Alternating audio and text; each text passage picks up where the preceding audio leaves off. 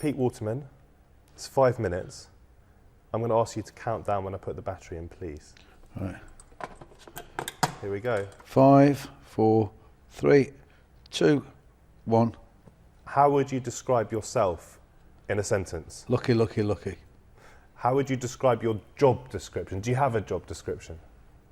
I wish I had a job description, then I'd probably join a union and claim that I wasn't being paid enough. Would you say you're a producer at heart? I'm a team builder, is what I do, and I guess that's what a producer does. He puts teams together to make things work, and I think that's, throughout my career, I put teams together, whether it be, you know, in music or whatever walk of life. I think I'm a good organiser, putting people together. Entrepreneurial, is that a word to describe you? Oh yeah, yeah. I always, you know, to me you can always do something. It's, you know, don't always win, but you can always do something. When did you first start out in the music industry? When I was a kid, I learnt that you got paid for weddings if you're a choir boy, and I learnt that most people sang, you know, "The Lord is my shepherd," which is a funeral hymn, and I worked out that I could make money picking good hymns for weddings, which I did, you know, and that was the start. I bought myself a rally bike, then I bought 4 choristers rally bikes, and off we went. We had the flying choir, and we made a few, Bob. You've done a few jobs in your time. Is it right that you were a grave digger? I was a grave digger, yeah, not for long. That definitely was too much hard work, and it's a lifelong career, but not for me. And I was also a coal miner for a short period too. And you did DJing. You were a DJ. Yeah, for a long time. I mean, I even still DJ when I first started producing records. You know, I didn't make enough money from producing records, so I still went out and DJ for 30 quid a night to keep the rent paid. What sort of music did you play? Oh, I've always played Motown-y type music. You know, I've always played dance music. You know, it wasn't called dance music in those days, but I mean, I've always been sort of on that pop dance side, whether it be Motown or whether it be Atlantic or whatever it was. You know, that's what I've always done. And when you're at home these days, what sort of music do you listen to? Don't listen to music at all. Not at all? Not at all. I listen to radio. Big radio fan. I've been a big radio fan all my life.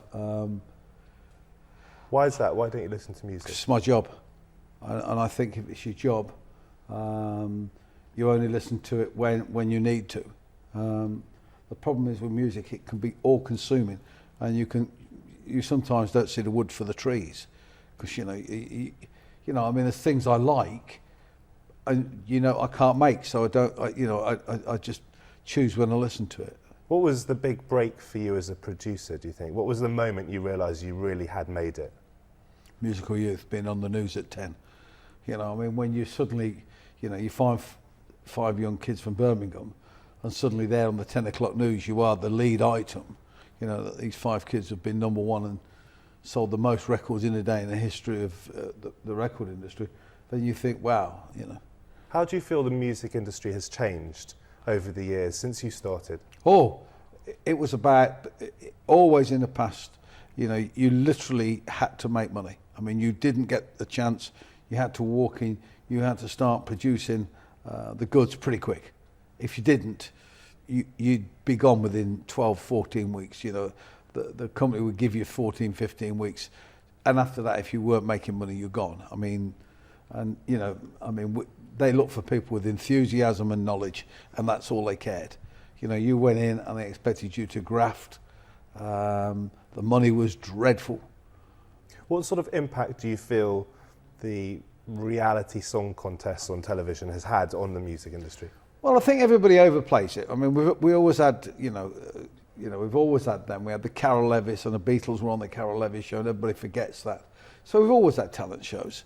Where the difference is, they were always balanced with the pop chart not being dominated.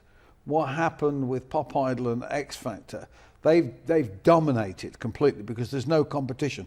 In the past, when Opportunity Knocks and that was on, there was always other competition for that, you know, for that chart spot. Now there isn't. It's X Factor and that's it. That's your, you know, the music industry sees that as its sop to pop music. Well, that's it. We don't need to do anything. Have you got a favourite song of all time? Doesn't have to be one that you've been involved with. I love She Loves You, and I love heard it through the grapevine. So, you know, 2. Quickly, we're running out of time. Where did you get your love of trains? I live next door to a railway line in Coventry. And you're a big fan of train travel, are you? Travel 3 times a week. And that is 5 minutes. It went so quickly. I didn't fit in anything like what I wanted to ask There you, you Pete. It's good to see you. Pleasure.